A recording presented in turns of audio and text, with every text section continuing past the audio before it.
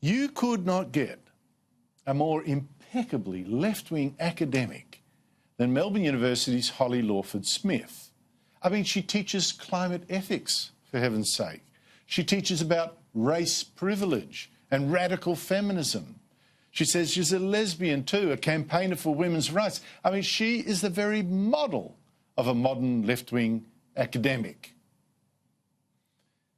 Except she refuses to believe, as a feminist who has fought for safe spaces for women, she refuses to believe that a transgender activist like Alex Drummond can now be called a woman, especially when Drummond does not take hormones, he has not had sex reassignment surgery, and he's even kept his beard.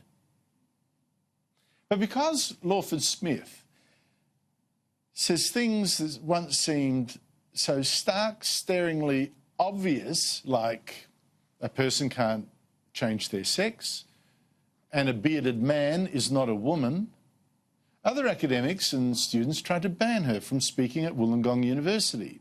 A French magazine cancelled an interview with her.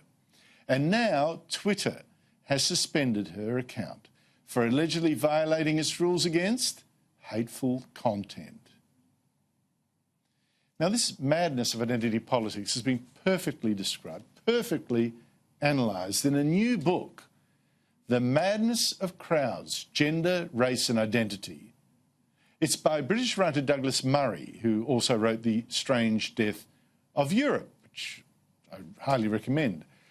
I spoke to Douglas Murray overnight.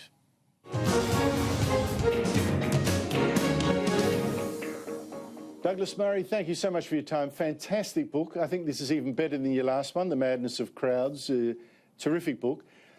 Can I start with something you raise in the very start of it, which is we've had Christianity die in the West. We've had the alternative religion of communism also die. But we didn't want to be the first society that would muddle through without a religion or a sort of a system of belief, a purpose. We've got a new set of beliefs or religions, call it what you will. What are they? Well, that's right. I say in the introduction to The Madness of Crowds that this is a void, and it's always going to be filled by something. And the void in recent years has increasingly been filled by this new form of religion that we know by various names, including identity politics. Intersectionality is one of the ugliest ones. And there are various other names for it. But basically, it's a worldview that believes that everything is to do with justice and injustice, power and lack of power, hierarchies, and where you stand in it. And the main things you see are the tripwires that now we all know about. Everything's to do with being gay or LGBT, particularly T.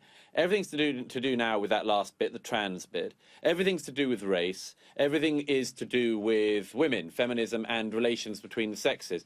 And these are all issues which are really important, which we've become totally incapable of thinking about or speaking about, because everyone has told everyone that we have to agree to an incredibly narrow set of new orthodoxies, or you're cancelled, you're finished, you're over, you're toast.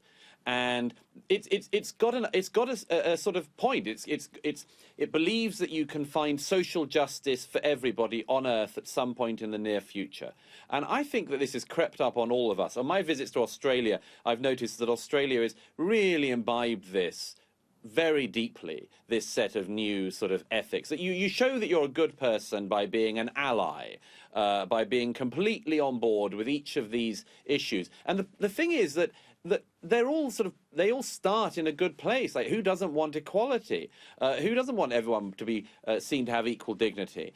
But there's something that's happened, which is something like an overreach, where each of these rights movements in recent years has moved past equal, which is where I would submit we should all want to get to, past equal to something like better, so that depending on your skin pigmentation, you're actually sort of better than other people. Depending on your sexuality, you can be better than other people. And I just think this has become incredibly dangerous. And it has to be stopped because our societies are dementing ourselves.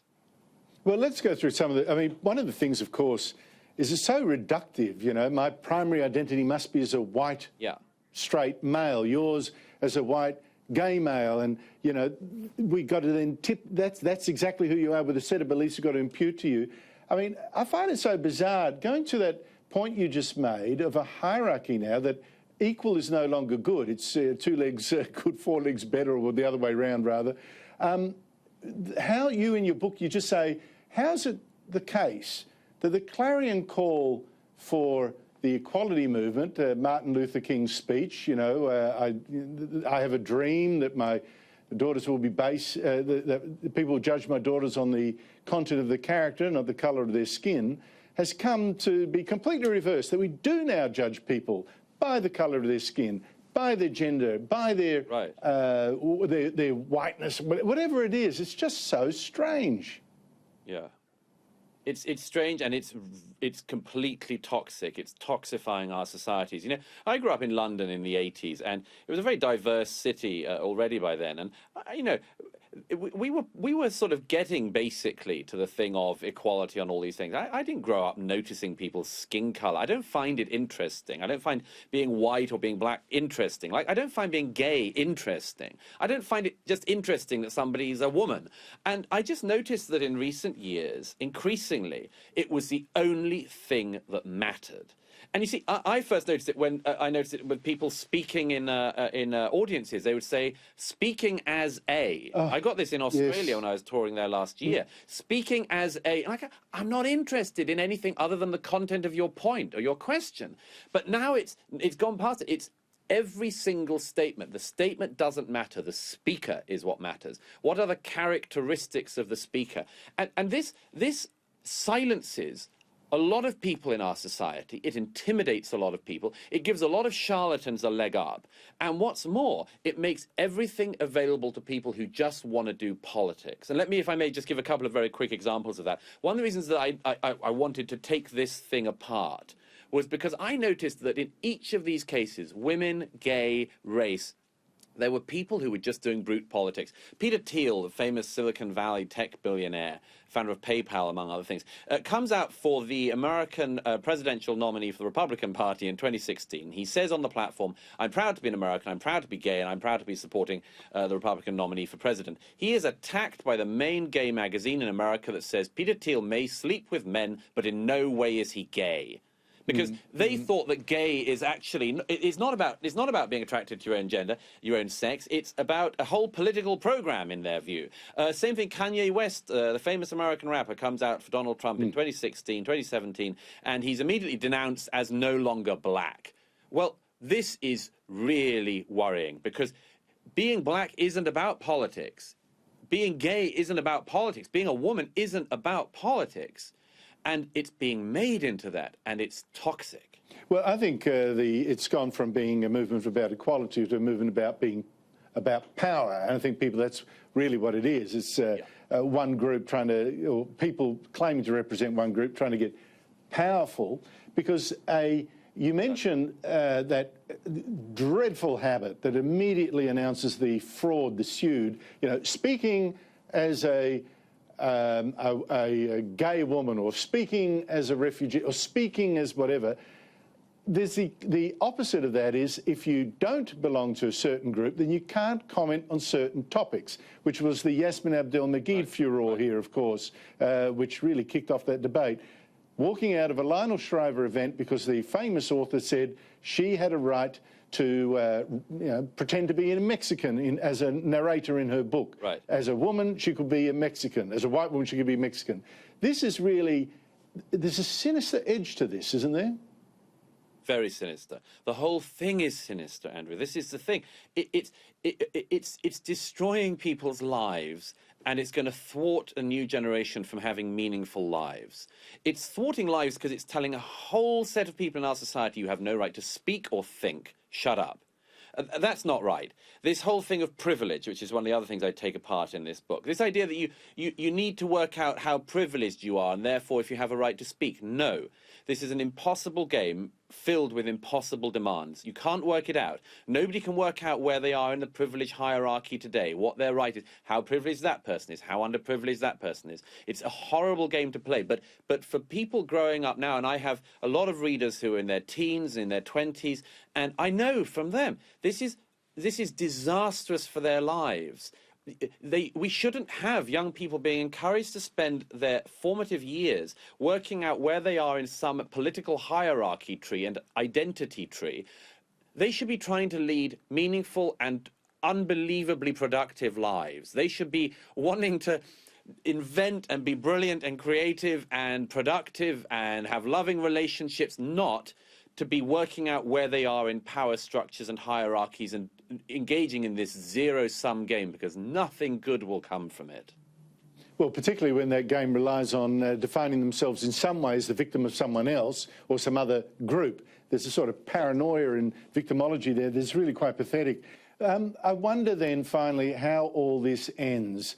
Will it be from people just getting absolutely humiliated to the point of, well, they snap, from saying things that they instinctively know can't be so, like referring to her penis, for instance, stuff like that? How does this end?